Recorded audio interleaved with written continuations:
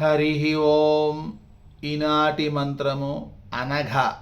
అఘ అనగా దోషము, అనఘ అనగా దోషములు అంటనిది.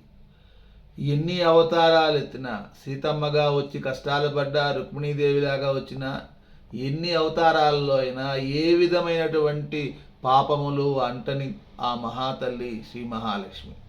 అటువంటి శ్రీ మహాలక్ష్మి యొక్క పాదపద్మములను నమస్కరించి స్వామివారిని, అమ్మవారిని ప్రార్థించి స్వామివారి పాదాలను చేరుకోవాలని కోరుకుంటే అటువంటి వారికి ఏ విధమైనటువంటి పాపాలు అంటవు.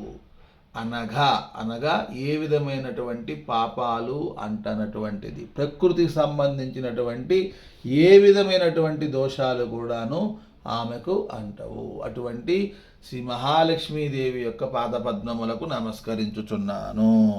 ఓం అనఘాయై నమః. ఓం అనఘాయై నమః. ఓం అనఘాయై నమః.